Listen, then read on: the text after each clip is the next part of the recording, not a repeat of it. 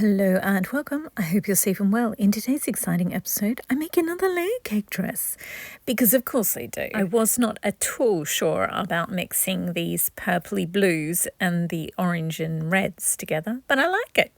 It's perfect. Perfect, perfect, perfect. Perfect jacket. So the last layer cake dress that you saw from me, whoopsie, that bit's wrong. I made the first half of this video a while ago, and then I made a mistake when I was doing the skirt, so I set it aside for ages, and I ended up making this layer cake dress, and then I worked on this one and completely finished that one as well. And now it is time to return to this blue and orange one and finally finish it. So the last layer cake dress that you saw from me was this gorgeous one.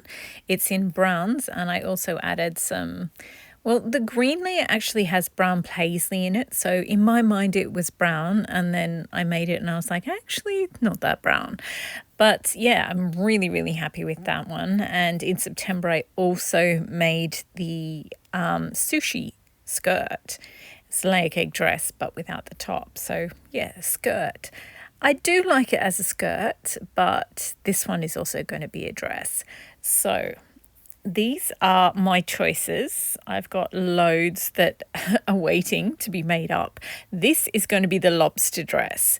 So yeah, I've got all these beautiful, beautiful fabrics. Spoiler alert, the couple of them I don't actually end up using in this dress, but this was the intention. This was the pile of fabrics I had set aside, and I was like, yes, these will look incredibly well together. But then I just randomly added some orange ones because the lobsters are orange and some of the blue had orange flowers in it. And then I add this massive blue strip as well.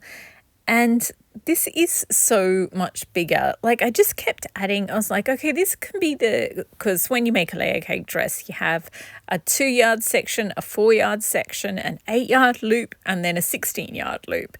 So we just worked out what would be in each layer, and apparently forgot that I'm not a giant supermodel who's 1,000,000 feet tall.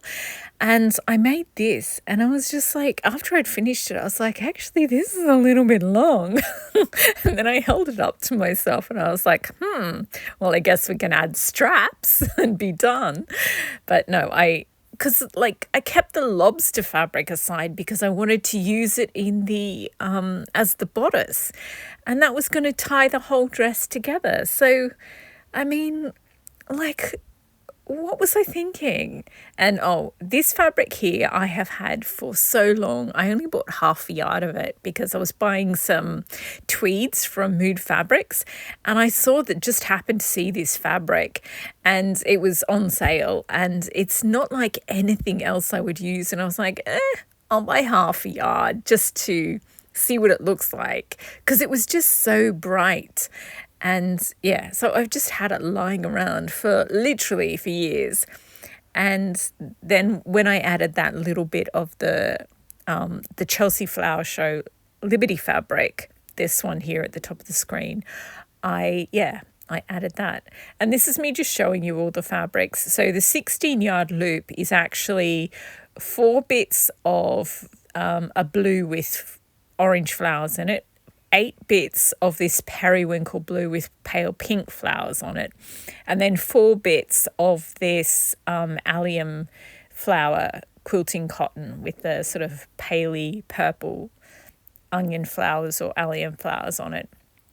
So it goes periwinkle blue with orange flowers, periwinkle allium flowers, and it sort of alternates between all of them, and that way I still had half of the allium flowers to use higher up in the skirt and half of the blue with orange flowers to use up higher in the skirt.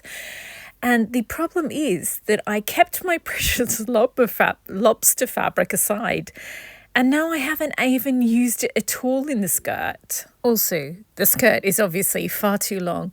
So I think what I'll do is just remove that top layer, because the top of the 4-yard loop is made out of cotton lawn, which pleats down really, really well. So normally you want the top layer of your skirt to be no more than 2 yards, because otherwise it just becomes too bulky. But in this case, I think taking the 2-yard loop layer off, that big blue section at the top, it's the easiest way to get it down to a proper height. And that is where I threw this sewing project aside in despair, and I worked on this one, which has the spooky Halloween pastel coloured fabric. And then I worked on that glorious dress with the butterflies it's sort of foresty colours. I absolutely love that. I actually made that one too long as well, honestly. What? So once I'd fixed that one successfully, it was time to tackle this one again. And I did end up taking that top blue layer off. And yeah, so that's where we are again. But I just realised I forgot to pin it up again. I don't have any footage of just the skirt totally done without that top too long blue bit. Anyway, I'm sure you know what I mean.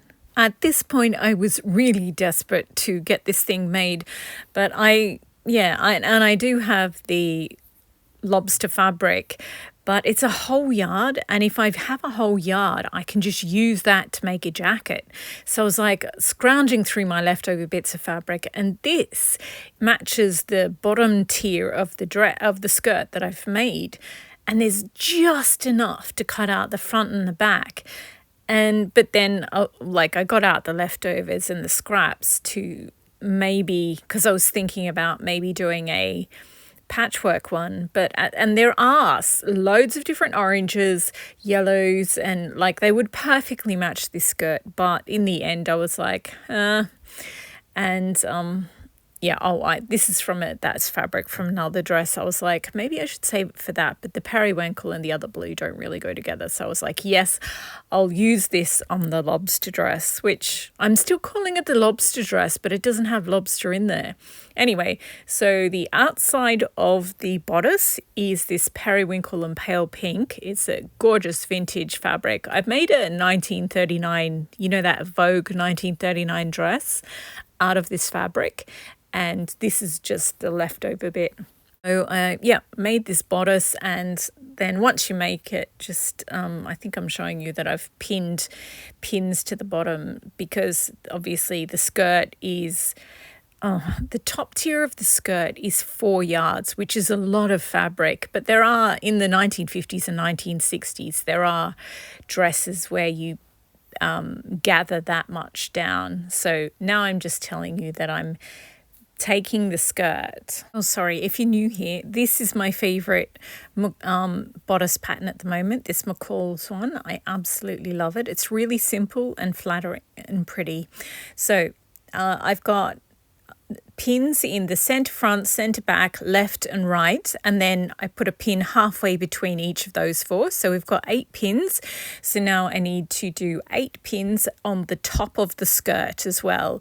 Centre front, centre back, left, right, and then once those 4 are in, find the halfway point between each of them, and that's how you get your 8 pins. Then you pin those pins, you turn the skirt inside out and basically put it over the head of the bodice, and you match those 8 points, and then you do loads more pleats in between, and then you machine sew it twice, and then you hand stitch down the lining bodice to cover all the raw seams. And there we go. This is me just admiring this cotton lawn. So it's a good thing I used the cotton lawn at the top of this, because cotton lawn is a lot thinner and a much higher quality. So it's a really strong cotton, but it's very thin. So, and this is it without a sash on there and just as it is. I like to pin up the side so you can see the whole skirt, but this is it from the side. So it's not the most flattering if you don't have a belt on or a sash around your waist. It's not exactly flattering, but I don't care. It's really comfortable to wear. And then this is it with a sash, matching sash, and it just looks delightful. It's so cute. Actually, I normally tie it at the front, or I tie it at the side. It's a bit less flattering to add bulk to the small of your back. But here we go. And this is what it looks like with a sash. It does look much more flattering. And as I said, like there's 4 yards in that top section, but it pleats down so well because it's a cotton lawn. So if you are making something very 1960s, 50s or 1960s, and they say, you know, the whole of the bottom skirt is just one massive bit of 4 yards of fabric that you have to pleat down. Personally, I think that quilting cottons, they're sturdier and thicker. They look beautiful. But if you're concerned about bulk around your middle, then yeah, a cotton lawn or a cotton voile is much thinner and stronger. So it's just what effect you're after, I guess. Anyway, so here is the dress, and it's so cute, and I'm glad I paired it with this necklace. It looks great. I took loads of footage because I really love this. It's so completely different than anything else I have, and I love it. Very twirlable indeed. It's just such a lovely rainbow. I mean, there's no green in there, obviously.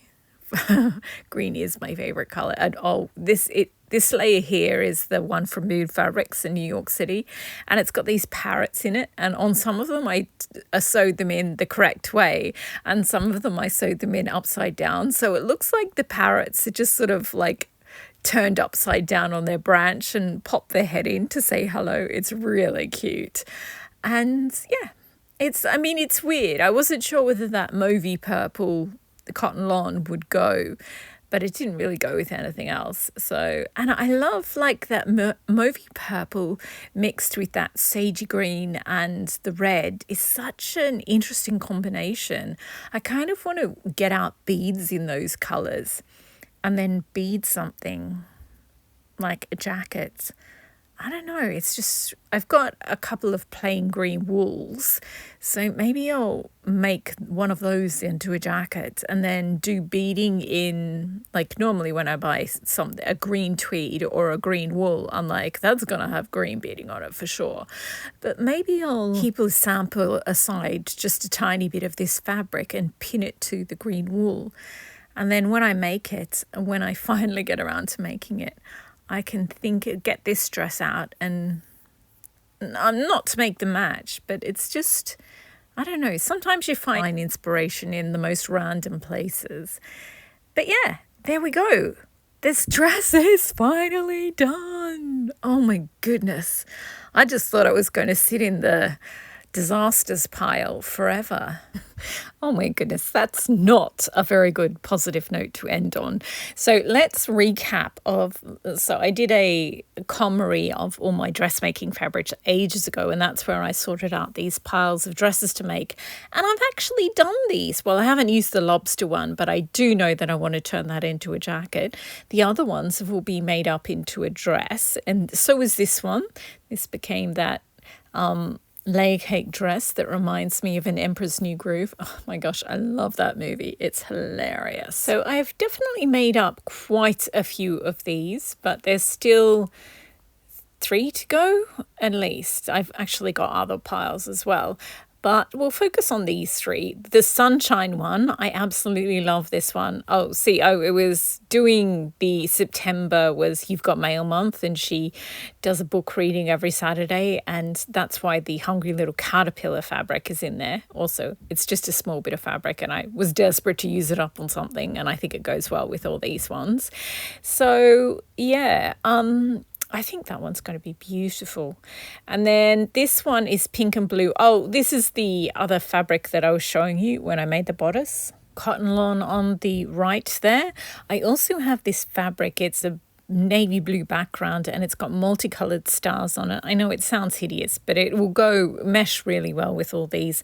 I think I've got some apricot ones, so I might save that navy and apricot one to make just like a random navy apricot peach one, because I don't know, I've just got a couple in that. I have that navy and pink jacket, beaded jacket, and I absolutely love it. So if I had a navy and pink dress, layer cake dress, I suspect I would love that too. There's a bit of cream in one layer and yellow in the other. So yeah, that's my plans for that. And then I just had all these random beige fabrics and lavender fabrics. I just went a little crazy last year buying up cotton lawns and quilting cottons and ones, because I was going to use up test all my sewing patterns for vintage shirts and regular shirts.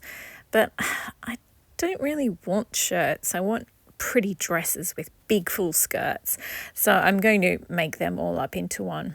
Anyway, those are my never-ending plans for yet more dresses. Lord knows where I'm going to put these all, because my wardrobe is very full.